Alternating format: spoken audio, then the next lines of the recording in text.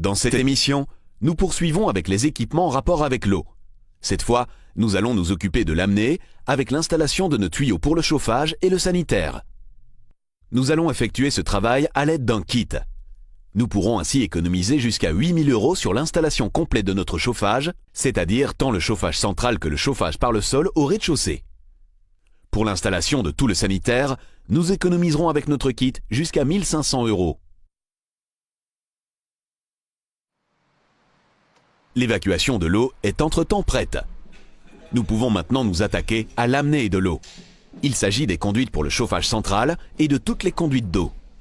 Nous travaillons avec un kit et voulons donc à nouveau faire un maximum nous-mêmes. Pour nous familiariser d'abord encore un peu avec le sujet, nous pouvons suivre une formation. Pendant la soirée d'information, nous recevons les conseils nécessaires pour l'installation. Et nous apprenons aussi comment procéder au mieux. Comment entame-t-on donc une installation? Pour la plupart des gens, c'est un peu compliqué. En principe, on pose toujours d'abord les tuyaux du chauffage central, car ils doivent être aussi à plat que possible. Et puis seulement les tuyaux du sanitaire. Ici, vous voyez en fait déjà bien le principe. Nous partons toujours avec un épais tuyau jusqu'au collecteur. Une conduite à lupex de 20 diamètres. Et de là, nous allons à chaque fois distribuer en 16 de diamètre, vers chaque point de dérivation. C'est donc en principe une conduite de 16. Pour le sanitaire, nous rencontrons donc deux types de tuyaux. Des conduites à lupex de 20 et de 16. N'utilisez jamais une dérivation comme prise principale vers un autre collecteur. Après la formation, nous sommes suffisamment armés pour débuter l'installation des conduites d'eau. Pour nos compteurs, nous avons déjà accroché un panneau de multiplex près de notre point d'énergie. Mais pour installer nos collecteurs sanitaires aussi, un panneau en bois est pratique. Avec un niveau, nous marquons où le panneau doit venir. Il sera ainsi bien droit. Ensuite, nous pouvons déjà préforer les trous supérieurs. Nous accrocherons le panneau avec des chevilles à frapper. Mais d'abord, nous appliquons encore de la mousse colle PU à l'arrière. Elle garantira la fixation proprement dite. Les chevilles à frapper serviront surtout de fixation temporaire jusqu'à ce que la mousse ait séché et ait atteint son pouvoir de fixation complet. Nous pouvons à présent commencer à poser les conduites. En principe, c'est assez simple. Vous prévoyez de l'eau chaude et froide vers chaque point où viendra un mélangeur, et vous prévoyez aussi une conduite rouge et une conduite bleue vers chaque chauffage. Nous plaçons les conduites sanitaires et de chauffage en même temps, car la pose s'effectue selon le même principe. Mais vous devez veiller à ce que les tuyaux d'amener pour le chauffage central soient aussi à plat que possible. Vous avez donc intérêt à les poser en dessous. Sinon, il risque d'y avoir des accumulations d'air dans votre conduite et le chauffage fonctionnera moins bien. Nous ne pouvons évidemment pas laisser toutes les conduites partir séparément vers notre chaudière. C'est pourquoi nous les assemblons dans les collecteurs. Un tel collecteur est un point de rassemblement pour différentes conduites chaudes ou froides et doit bien sûr être installé correctement. Avant de nous mettre au travail, nous regardons d'abord quel kit il nous faut pour l'installation. Nous contrôlons ensuite si tout le nécessaire est bien là. Nous pouvons maintenant étudier notre schéma de pose. Il nous a été fourni par le fournisseur du kit. En l'examinant en détail, nous pouvons assembler nos collecteurs. Les pièces de base pour nos collecteurs sont les mêmes pour le sanitaire et le chauffage. Vous avez le collecteur même et les différents raccords à compression. Un purgeur, un bouchon ou un raccord de réduction peuvent aussi être nécessaires. Pour tout fixer, les colliers de fixation sont encore prévus et nous avons notre propre clé à molette. Nous commençons par les collecteurs pour notre chauffage central. Sur le plan, nous voyons combien de points de dérivation nous devons prévoir. Nous pouvons ensuite assembler le collecteur. Nous montons d'abord les raccords à compression nécessaires sur les ouvertures inférieures. Ces pièces sont dotées d'un anneau en caoutchouc. Un assemblage étanche à l'eau est ainsi directement garanti. Avec notre pince, nous pouvons serrer les raccords encore un peu plus fort.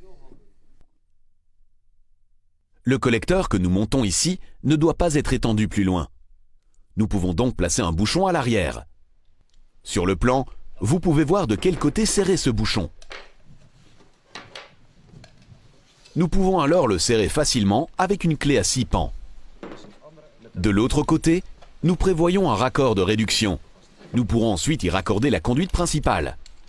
La conduite principale pour le chauffage central a un diamètre de 26. Attention à ne pas la confondre avec une conduite principale sanitaire qui ne fait que 20 mm de diamètre. Pour le chauffage central, nous plaçons aussi généralement automatiquement des purgeurs. C'est à nouveau pareil avec ce joint serré à la main. Pour le chauffage central, il faut également prévoir des purgeurs sur les collecteurs. Ce purgeur constitue la seule différence avec les collecteurs que nous utilisons pour les conduites sanitaires. Au-dessus, un trou est prévu pour y raccorder le purgeur. Ce dernier est nécessaire pour pouvoir de temps en temps faire sortir l'air de vos conduites de chauffage. Vous garantirez ainsi le bon fonctionnement du chauffage central. Lorsque nous regardons ici, nous avons la menée et le retour. Nous allons veiller à ce que le point le plus haut vienne de devant, d'en dessous, que les conduites derrière puissent être ramenées vers ce collecteur. Nous l'arrangeons donc un peu, de manière à ce que le collier ne touche en fait pas les raccords. Nous laissons donc le collecteur inférieur dépasser un peu vers l'avant. Avec les colliers fournis, nous pouvons le positionner rapidement et facilement par rapport aux autres. Vous mettez les éléments de fixation dessus et vous les vissez simplement. Enfin, nous étiquetons encore le collecteur assemblé. Lors de la pose, nous serons ainsi sûrs de bien utiliser le bon collecteur au bon endroit. Les collecteurs pour le sanitaire sont maintenant aussi assemblés de la même manière. Au premier étage, il nous faut par exemple un collecteur simple de 5. Nous serrons à présent les raccords à compression sur le collecteur avec une clé à 6 pans. Vous ne devez pas chipoter, il suffit de les serrer à la main.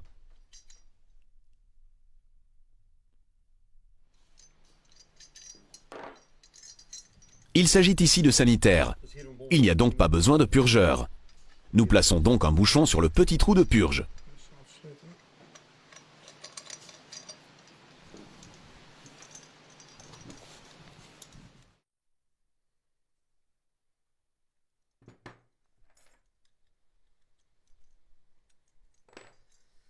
Ici, à l'extrémité, nous plaçons à nouveau un raccord de réduction, car cet élément doit être raccordé à la conduite principale de 20 de diamètre. Comme cela part vers le bas, il est plus pratique de travailler avec un coude. Mais si nous travaillons ici avec un coude, il vaut mieux appliquer un peu de loctite, car il n'y a pas de caoutchouc dessus. Nous allons le prendre ainsi, et nous tournons comme ceci tout le temps dans le sens des aiguilles d'une montre. Nous allons une fois jusqu'à l'avant et retour à l'arrière. Grâce à ce fil d'étanchéité, de l'eau ne pourra pas s'échapper via le filetage de l'assemblage. S'il y a, comme dans le cas des raccords à compression en caoutchouc, il assume cette fonction.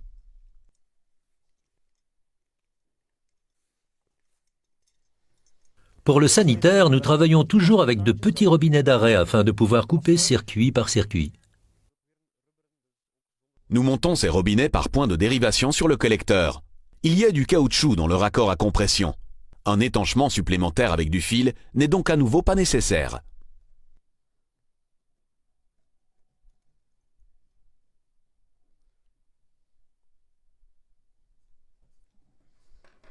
Ici, nous avons donc en fait un seul collecteur, un simple. Nous travaillons dès lors avec un simple collier. Il est monté de la même manière que pour le chauffage central, aux extrémités.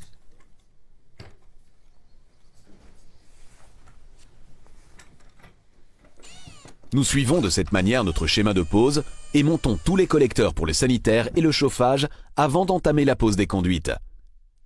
N'oubliez pas de les marquer à chaque fois afin d'éviter tout risque d'erreur. Avec ces collecteurs, nous regroupons donc notre multitude de conduites d'eau en différents points. Une fois nos collecteurs prêts, nous pouvons tirer les conduites qui les relieront entre eux. Ici aussi, quelques conseils sont bien utiles pour une installation correcte.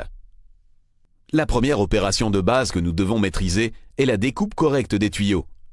Notre kit contient pour cela quelques outils. Le tuyau doit être coupé bien droit. Avec la pince coupante, pas de souci. Nous devons ensuite encore calibrer l'ouverture, c'est-à-dire la rendre bien ronde. Sinon, le joint ne rentrera pas bien dedans. Il est indiqué sur l'instrument même quel bout vous devez utiliser pour chaque épaisseur de tuyau spécifique. En l'enfonçant dans le tuyau et en bougeant un peu, vous retrouverez une ouverture parfaitement ronde. Ensuite, vous pouvez placer le joint sur l'extrémité. Vous placez d'abord l'écrou par-dessus, puis la bague, et enfin, vous glissez le point de jonction dedans. Et vous le raccordez ainsi au collecteur.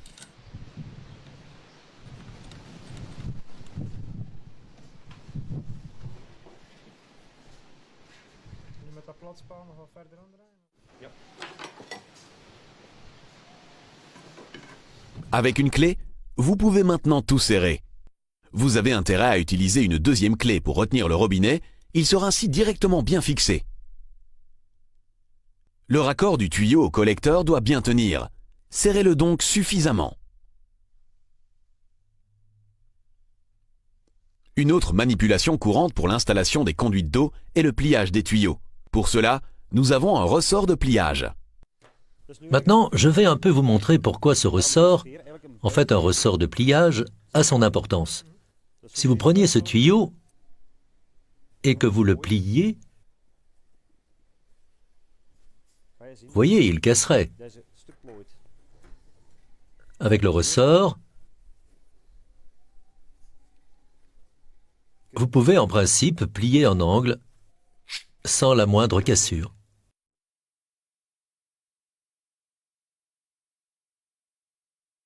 Nos tuyaux ne doivent absolument pas être endommagés pendant la pose. Le ressort de pliage est donc un outil très pratique.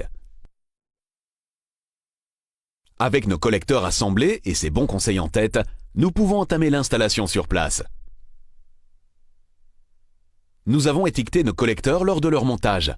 Nous savons donc directement où nous devons les fixer. Nous reconnaissons ceux pour le chauffage central au purgeur monté dessus. En principe, nous posons d'abord les conduites pour le chauffage afin qu'elles puissent être aussi à plat que possible. Nous pouvons alors fixer les collecteurs pour le sanitaire de la même manière. Nous glissons celui pour l'eau chaude par le haut sur le double collier.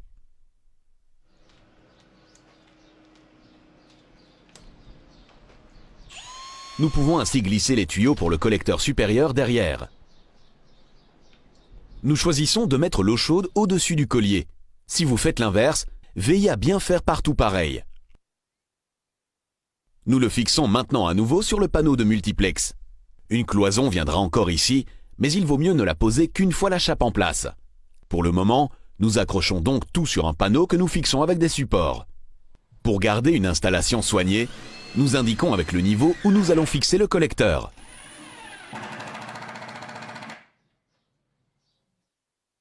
Il est à présent en place. Nous pouvons donc y raccorder les conduites. Nous débarrassons l'extrémité de la protection afin de pouvoir la coupler aisément par la suite. Vous y parviendrez facilement avec un petit couteau, mais veillez bien à ne pas endommager la conduite en dessous.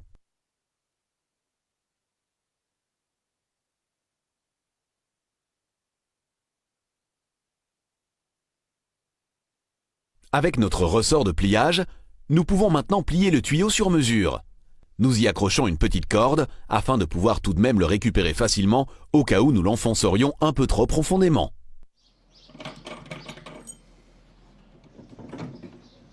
Si le tuyau convient, nous pouvons le raccorder.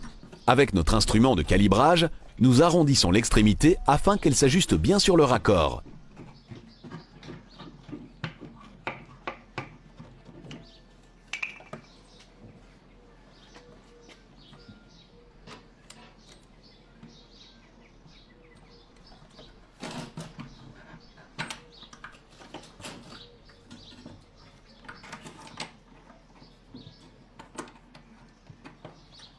Nous pouvons ensuite tout serrer. Nous retenons une bague avec une clé et nous serrons avec l'autre. Nous avons à présent accroché la conduite rouge au collecteur supérieur et derrière le collecteur d'eau froide. Nous pouvons maintenant passer à cette conduite froide. Le principe est à nouveau le même. Vous tirez la conduite depuis votre point de départ, dans ce cas la baignoire dans la salle de bain, vers le collecteur et vous la coupez sur mesure. Ensuite, vous pliez le tuyau et vous le raccordez au collecteur.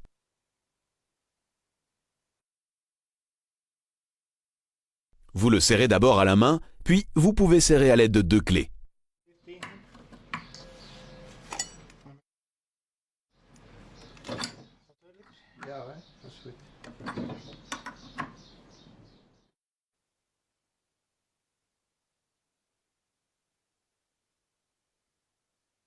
L'autre extrémité doit encore être raccourcie. Nous amenons le tuyau jusqu'où viendra le robinet et prévoyons encore un peu de marge.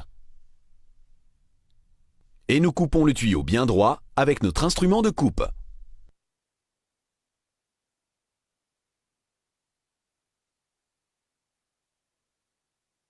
Lorsque cela est fait et que tout est en place, nous pouvons fixer les conduites au sol afin qu'elles restent bien en place. Nous préforons d'abord dans le béton, puis enfonçons les chevilles spéciales fournies dans le sol.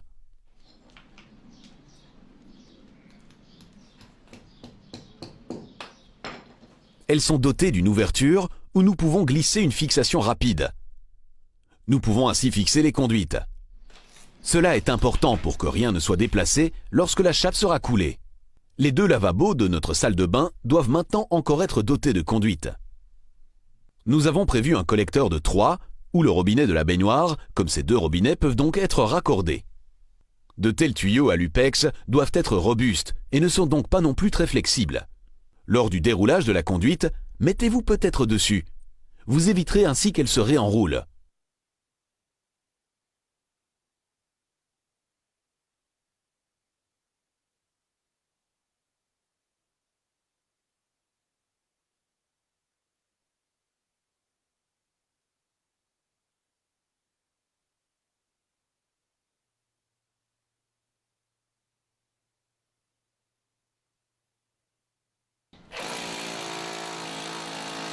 Une fois ces conduites en place aussi, nous pouvons à nouveau tout fixer.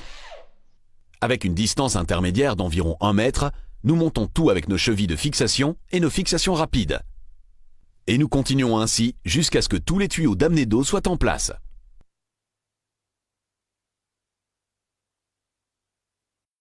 Lorsque nous posons toutes nos conduites d'eau, nous n'avons parfois pas d'autre choix que de les faire se croiser. D'où l'importance de d'abord poser toutes les conduites du chauffage central. Ainsi, elles seront à coup sûr en dessous. Pour celles du sanitaire, c'est moins grave si elles sont un peu moins à plat, car l'accumulation d'air est moins gênante pour le fonctionnement. Faites attention à ne pas poser plus de 4 conduites les unes à côté des autres, car sinon votre chape n'adhérera plus bien. S'il y en a 4 ensemble, il est parfois conseillé d'utiliser un fer en ruban pour les fixer. Elles ne pourront ainsi pas bouger dans la chape. Enfin, ce qu'il ne faut absolument pas oublier, c'est de protéger les extrémités de nos conduites avec du ruban adhésif. De la poussière ou de la saleté ne s'y introduira ainsi pas pendant la suite des travaux, et nous n'aurons pas de conduite encrassée lorsque nous raccorderons tout. S'il nous manque du matériel, nous pouvons toujours passer chez notre fournisseur. Il nous fournira rapidement les pièces supplémentaires nécessaires.